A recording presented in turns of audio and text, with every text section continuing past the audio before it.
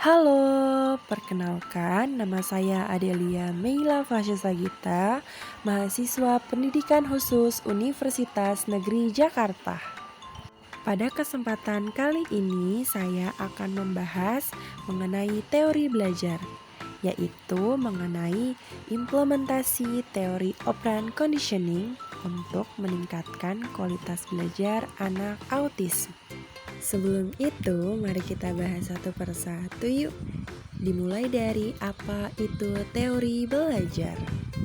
Pastinya kalian semua pernah dengar dong apa itu teori belajar.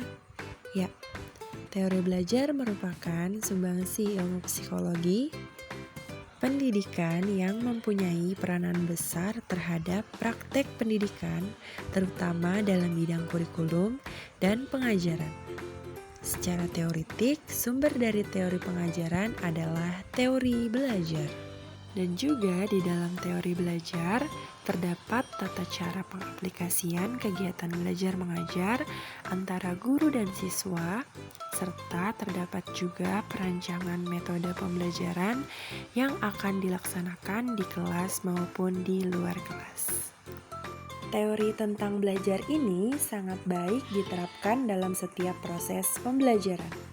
Hal ini dikarenakan nantinya akan membantu individu untuk dapat terjadi perubahan tingkah laku sehingga tujuan pembelajaran dapat tercapai. Nah, sobat, selanjutnya saya akan membahas mengenai teori belajar operant conditioning. Apa sih teori operant conditioning itu?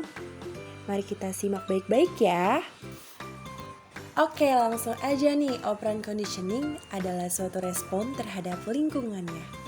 Respon yang timbul ini diikuti oleh stimulus-stimulus tertentu.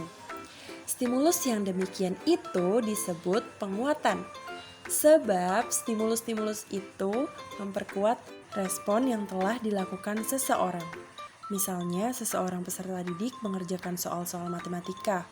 Nah, di situ peserta didik telah melakukan perbuatan, lalu mendapat nilai baik sebagai ganjaran. Selanjutnya, apa sih peranan teori operant conditioning ini terhadap peningkatan kualitas belajar anak autis? Namun, sebelum masuk ke dalam inti peranan teori tersebut, mari simak bagaimana sebenarnya pembelajaran anak autis itu berlangsung. Dalam penelitian yang dilakukan oleh Perko tahun 2002, hal yang paling penting dalam pendidikan anak autis adalah adanya kerjasama yang baik antara guru dan orang tua dalam mengembangkan kemampuan kreativitas dan keahlian khusus yang dimiliki oleh anak autis, sehingga dapat diterapkan di lingkungannya. Seperti yang dijelaskan bahwa tentunya sebelum kita melakukan pembelajaran untuk anak autis, kita sebagai guru harus tahu dulu nih seberapa jauh kemampuan anak tersebut dalam pembelajaran dan kreativitas apa saja yang anak miliki. Sehingga nantinya ketika pembelajaran berlangsung, guru dapat mengetahui strategi apa yang paling tepat untuk diterapkan kepada anak tersebut. Berikut ini merupakan contoh pengimplementasian teori operant conditioning untuk meningkatkan kualitas belajar anak autis. Tetap disimak baik-baik ya, sobat. Pada suatu hari ketika pembelajaran di dalam kelas berlangsung, terdapat anak autis tidak memperhatikan guru yang sedang menjelaskan pelajaran. Lalu, guru pun memberikan reinforcement positif kepada sang anak. Apabila anak autisme tersebut dapat fokus untuk memperhatikan pembelajaran tersebut, maka guru akan memberikan reward pada hari berikutnya. Namun pada hari tersebut dan hari-hari berikutnya pun, anak autis tersebut tidak menunjukkan perubahan perilaku untuk dapat fokus memperhatikan gurunya walaupun sebentar saja. Maka dari itu, guru memberikan removal punishment, yaitu anak tidak diperbolehkan istirahat di luar kelas dan guru menggantikannya dengan istirahat di dalam kelas dengan permainan yang melatih fokusnya.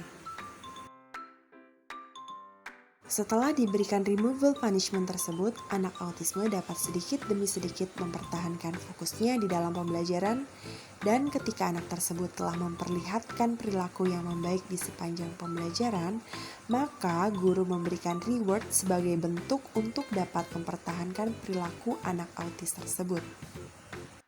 Dengan demikian, kualitas belajar anak autisme dapat dikatakan meningkat apabila telah menunjukkan perubahan ke arah yang positif.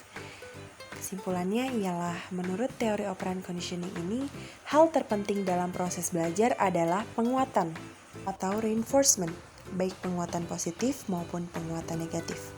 Kedua penguatan tersebut mempunyai tujuan yang sama, yaitu memperkuat tingkah laku atau respon dari stimulus yang diberikan. Respon akan semakin kuat apabila diberikan penguatan. Dan dalam teori ini, hukuman dihilangkan, diganti dengan penguatan negatif karena hukuman cenderung mengurangi bahkan menghilangkan tingkah laku. Terima kasih.